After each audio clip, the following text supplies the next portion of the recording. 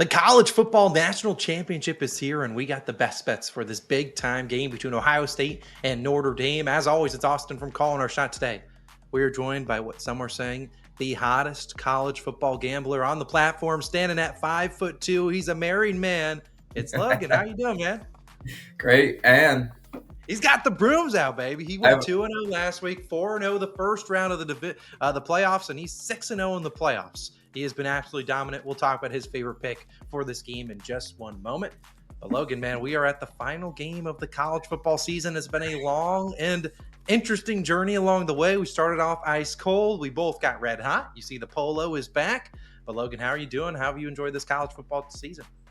this season, we're getting hot at the right time. I'd argue the most important games are these big time games where all the eyeballs are focused on the college football playoff. And yeah, as you said, 6-0. Hopefully I can wrap out the season going 7-0, a little 7-0 run in this national championship. I really do like my pick, so stay tuned for that. As you mentioned, I am a married man, not 5'2", but close. No, just kidding. But I rounded up for that.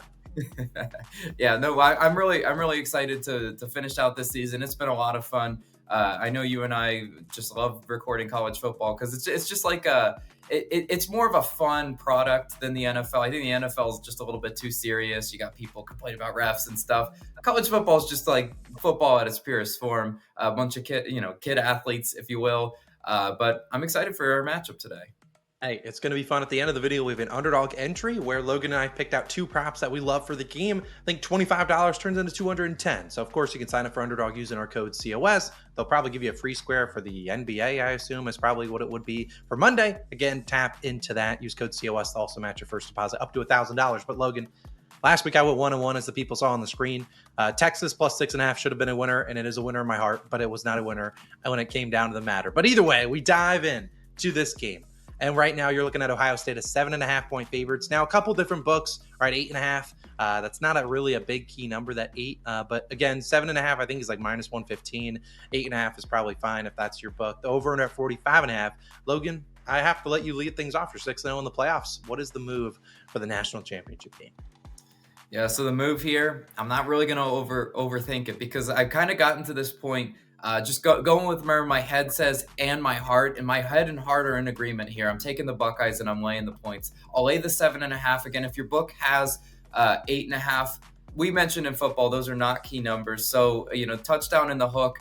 I still think Ohio State wins this game by double digits and covers the 7.5. Would I alt spread them? Maybe not. I don't know. They maybe up to 10. 14's a little ambitious, but hey, people have been doing it throughout the playoffs, and that's been a pretty good look because Ohio State has been cashing these big time spreads. Ohio State's a team on a mission. Obviously, we know the NIL really funded this team. A lot of big time athletes all on the same team, kind of super team-esque. They really did. They let Texas creep back into that game in the second half, and I thought my cover was shot. I really did. You got Texas on the 1 yard line. That's why you said it's a winner in your heart. But guess what? Big time players make big time plays, big time moments. And that was Jack Sawyer. He stepped up, made the play of the game, ruined Texas's shot at coming back in that game. And that's what the Buckeyes have done, most of the season, Michigan game aside, right? Jeremiah Smith did nothing in that game. Buckeyes offense just leaned on the ground game instead. And I'd argue this Buckeyes 1-2 with Judkins and Travion. That's probably top 3 in the nation. I mean, argue with a wall if you don't think so. But Penn State was able to run the ball on Notre Dame. They allowed 200 yards on the ground to that Penn State team. We know Katron Allen, Singleton. That's a good 1-2 duo. They're going to face just as good, if not better, duo with Ohio State. As I mentioned, Travion Henderson and Judkins. It's really just a 1-2 punch. Reminds me of kind of what the Detroit Lions have in the NFL. When Will Howard takes care of the ball, it's very hard to get Ohio State off the field. We saw kind of Will Howard force a pass in that Texas game. He was I think he was getting anxious. He was like, I can't feed Jeremiah Smith. Texas said, you are not throwing to Jeremiah Smith. They took him, they bracketed coverage him, and they said, throw to anybody else. He tried to force it, and then it was picked off. If he takes care of the ball, I really don't see Notre Dame really being able to get Ohio State off the field. It's going to be tough. They're going to have to really disguise looks and disguise coverages to fool Will Howard. And I just don't think they have the secondary to do that. But again, I think Ohio State still has the edge there. And then we talk about Notre Dame's offense too.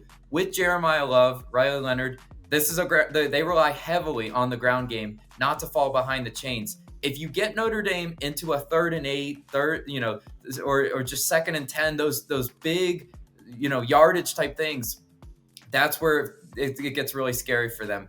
Ohio State, 5th best in rushing yards allowed this season. Their red zone run defense is so strong that it had Texas going with the pitch on the 1-yard line.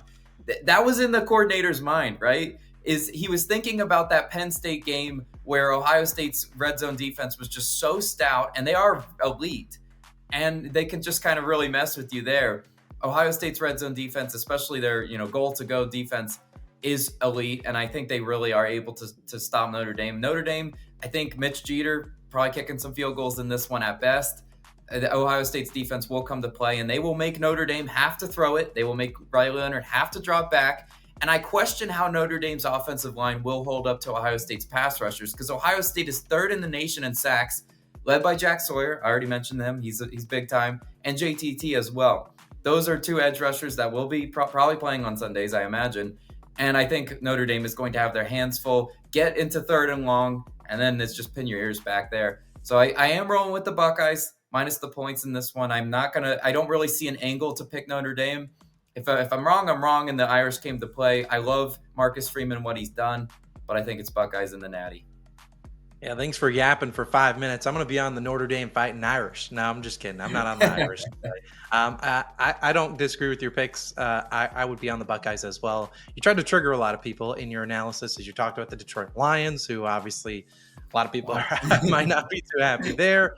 Notre Dame, though, there's some interesting storylines here. Notre Dame will be starting, I believe, their left tackle is making his first start of the season, second start ever.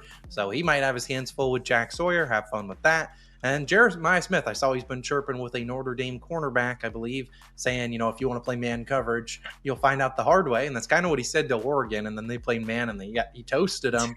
Notre Dame's the cornerback said, hey, we're going to keep playing man. That's what we've been doing all season. We'll see how they play against him, though. Obviously, Texas, as we talked about, they did their best job to slow down Jeremiah Smith. They basically had 3 guys on him, bracketing him the whole game. Obviously, it led to some opportunities for other guys. We'll see how Notre Dame takes on the challenge. My pick, and I think you guys probably know if you've been watching the videos, you know where I'm going.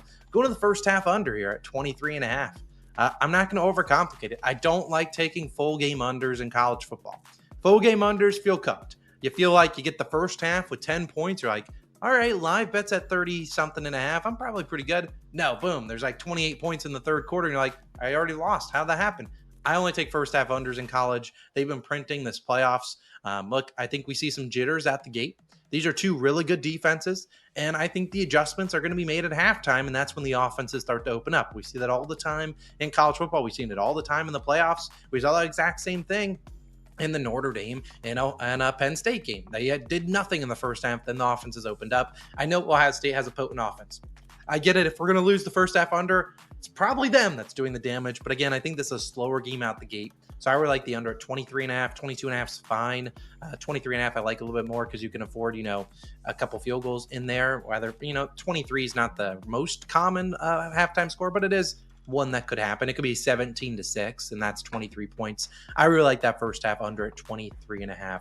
We'll be rolling with the Buckeyes, Logan's pick, and I'll have the first half under. So hopefully cash both of those. But Logan, it's time to talk about our underdog entry, and I'm going to put it on the right side of the screen. We'll talk about 2 of the legs. I'm going to let you talk about the first 2, and that's going to be Faison and Will Howard. So why do you like those 2? And then I'll talk about the 2 that I brought to the table.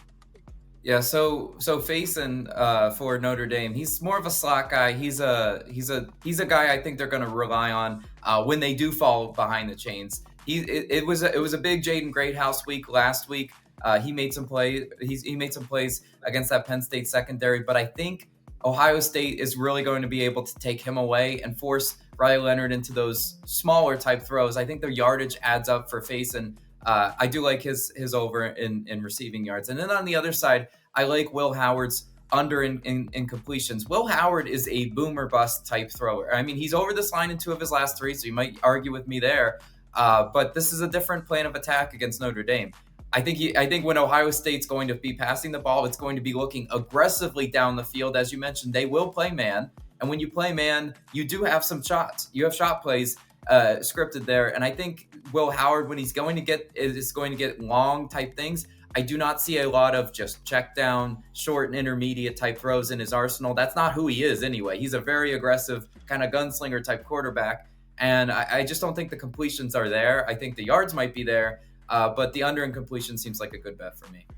Yeah, I like both of those two. My two I brought to the table was Riley Leonard's over in pass attempts at 27.5. I don't know where the books would be at, PrizePicks and Underdog, whatever. But I think they're going to have to throw the football here. And I think if you're going to be Notre Dame, they're going to try their best to get ahead of the sticks, get into the second and, 5 or 6 and try to stay there. But Ohio State's been a really good defense. They're great at stopping the run. And I don't think they're letting Riley Leonard get a bunch of, rush attempts, which is kind of what we've seen over the past few games. Obviously, Notre Dame has been winning. What happens when they're trailing? I think you're going to see them throw a bunch. And we saw in that last game against Penn State, that was a game where Riley Leonard, I think, had I don't even know, less than 10 pass attempts in the first half. Second half, they started to open up the playbook, let him throw it a little bit more. I think that's where they're going to have success. Get the ball out on the edges. Obviously, we know Ohio State has some great linebackers and safeties. Again, it's going to be tough sledding against those guys. But again, get those guys moving east and west. Get your guys going north and south. I think that's where they have more success. And then as for Carnell Tate, we're taking his lower and longest reception. I just don't have a lot of faith in this guy. He's not been the most consistent. Loves to drop passes. Last week, big week for him at 7 receptions. Obviously, Jeremiah Smith was clamped up. He was double teamed, triple teamed, open up opportunities for him. Carnell Tate still went under this line. It was on the hook. He had an 18-yard long reception. Since week 4, he has really not hit this over too consistently. So I like the lower there. I don't think he has a big game. If I could take a lower alt yards and take his line's 38.5, you could take that 48.5, 49.5. I think that's a sweat-free winner. Might have to sweat out this longest reception under. It's a full game sweat. But I think you put all these 4 together, $25 turn into 210. Logan, I think we just made the people some good money. Absolutely. I do love that entry a lot. One more point to Carnell Tate. I mean, last week they really, every time they looked Jeremiah Smith's way, he was covered. Egbuka is still that second guy. Carnell Tate is kind of the odd man left out. And I think kind of going with the theme of our entry, Ohio State's going to be running the ball a lot. They got Travion, they got Judkins. I think they win that line of scrimmage battle and not really need Carnell Tate. Yeah, I completely agree with you. They kind of all go hand in hand. They're all kind of correlated. If Will Howard's not throwing it as much, Carnell Tate, less opportunities. And obviously, if Riley Leonard's throwing it a bunch, we're seeing their wide receivers, his number one guy, the guy in the slot, probably have some opportunities. So, hey, those are our picks. We got the Buckeyes -7.5. We have the first half under. We have the little underdog entry, those 4 legs, trying to turn $25 into 210.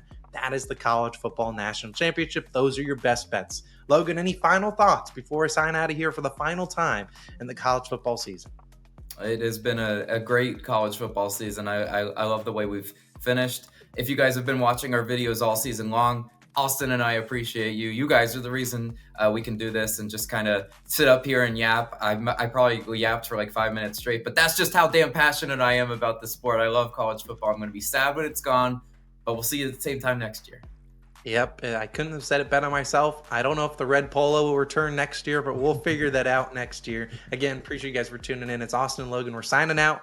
You obviously can see Logan in all the NFL videos, so tap into those. We'll see you guys in the next one. Peace.